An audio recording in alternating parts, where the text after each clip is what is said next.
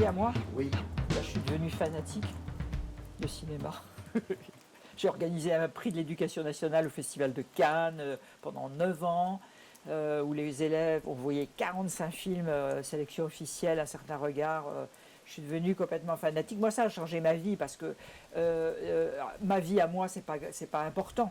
Mais j'ai développé beaucoup d'actions en faveur du cinéma et en faveur des élèves, des étudiants, puisque j'ai compris aussi, mais je l'avais compris avant, avec le théâtre, avec la photographie, avec l'écriture, quand je m'occupais de la Maison du geste et de l'image, c'est que l'art bouleverse les vies, c'est que l'art est subversif et révolutionnaire et sauve des vies. Je me souviens d'une élève qui venait d'un lycée, une petite africaine qui venait d'un lycée dans le nord de Paris et qui, après une expérience de cinéma à la Maison du geste et de l'image, m'a serré dans ses bras et m'a dit Madame, vous m'avez sauvé la vie, vous ne pouvez pas me laisser maintenant. Et ça m'a fait pleurer. Alors qu'elle était nulle en classe et qu'elle était en échec scolaire.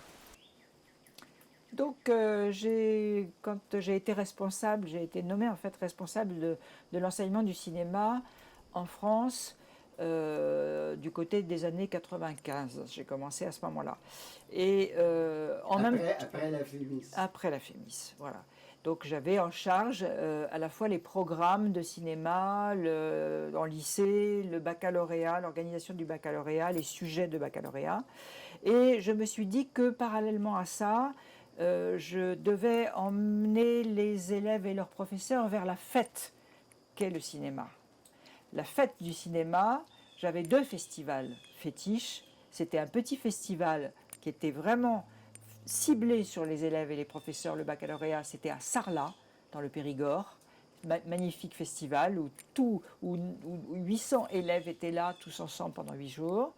Et je me suis dit, Cannes, je ne peux pas passer à côté. Donc on a monté un prix de l'éducation nationale au Festival de Cannes qui consistait à sélectionner 10 élèves, des professeurs, peu de professeurs, à nommer un président de jury ou une présidente de jury professionnelle et à partir à Cannes pendant tout le festival et à avoir un pass pour visionner à la fois la sélection officielle et un certain regard.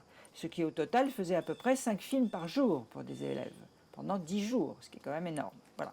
Ça, j'ai monté ça, et ça a été pendant 10 ans une aventure absolument incroyable.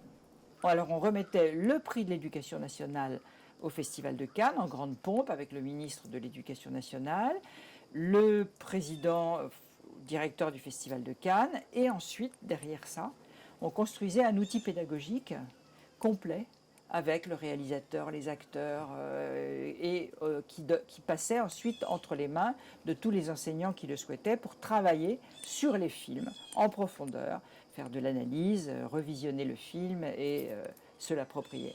Ça s'est arrêté parce qu'il faut des bagarreurs pour faire ça, il faut des casse-pieds comme moi, et ça coûte très cher d'emmener 12 personnes à Cannes, il faut les loger, il faut les nourrir. C'est une grosse énergie pour avoir tous les passes, pour avoir toutes les autorisations, une grosse énergie pour faire les outils pédagogiques. Donc j'ai été passionnée, ça tombait bien. Quand je suis partie en retraite, il n'y a pas eu de passionné qui a suivi, donc ça s'est écroulé en 2 ans.